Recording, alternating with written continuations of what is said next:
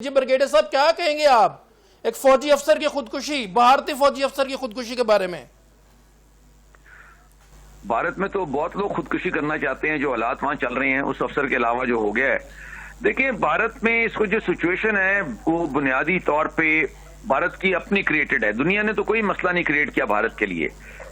اس وقت دنیا میں جو ماحول چل رہا ہے اور جو ضرورت ہے، میں نے پہلے بھی کہا ہے، دوبارہ ریپیٹ کر رہا ہوں as chairman PNR Pakistan national reform, وہ امن کی ہے۔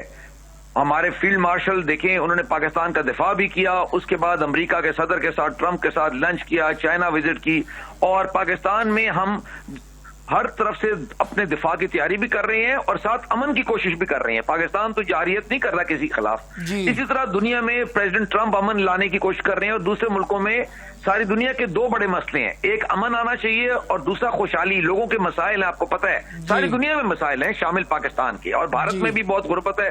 1 بلین سے زیادہ لوگ تو محروم ہیں، ان کے پاس 50 کروڑ لوگوں کے پاس ٹوائلٹ نہیں ہے بھارت میں، 50 کروڑ لوگوں کے پاس بجلی نہیں ہے بھارت میں، اینڈ سو آن۔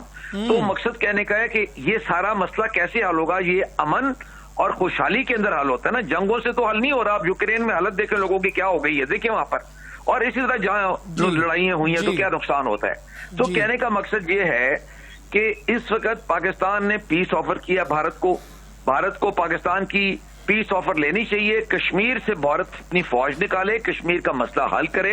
بھارت کے تو اور بڑے مسئلے ہیں، آپ کو پتا ہے خالصتان موومنٹ چل رہی ہے دنیا میں، آسام میں چل رہی ہے، کروڑوں سکھ جو ہے وہ احتجاج کر رہے ہیں۔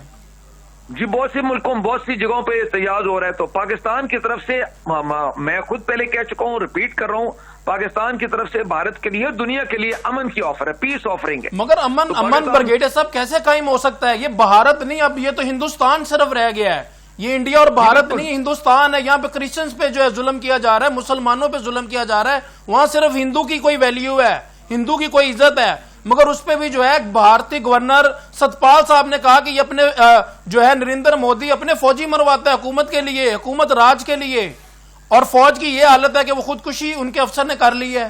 کیا کہیں گے آپ؟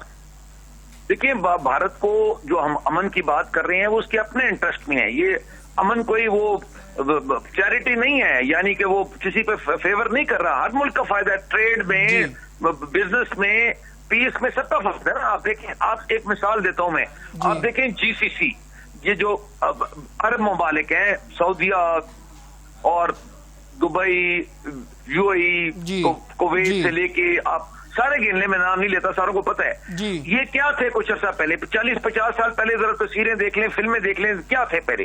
خالی تیل نہیں ہے، پہلے تو تیل نکلا کچھ جگہوں پہ، دبئی میں کوئی تیل نہیں تھا، انہیں تجارت کی ماحول بنایا۔ ابھی آپ دیکھیں نا، وہاں جاتے ہیں، قانون ہے، وہاں پر سارے لوگ رہ رہے ہیں، دنیا کے امن سے رہ رہے ہیں نا، ہندو بھی رہ رہے ہیں، مسلمان بھی رہ رہے ہیں، سکھ بھی ہیں، کرسچن بھی ہیں، یہودی بھی آ رہے ہیں، یعنی کہ ایک امن کا انوائرمنٹ ہے پورے وہاں پر، اور بڑھ کو بڑھا رہے ہیں آپس میں، وہ ایک ویزا کر رہے ہیں، اس کے علاوہ ٹرینیں چلا رہے ہیں۔ میرا مطلب ہے کہ ایک خوشحالی اور ایک امن کا ماحول بنا رہے ہیں۔ اسی طرح یورپ میں ہوا، اس طرح آسین میں ہو رہا ہے۔ کہنے کا مطلب ہے کہ بھارت جس لائن پہ چل رہا ہے، پاکستان سے اس کی لڑائی ہے، چائنا سے اس کی جنگ ہے، بنگلہ دیش کے ساتھ اس کی لڑائی چلتی رہتی ہے، کسی فارم میں اس کا کنٹرول ختم ہو گیا بنگلہ دیش میں بھارت کا۔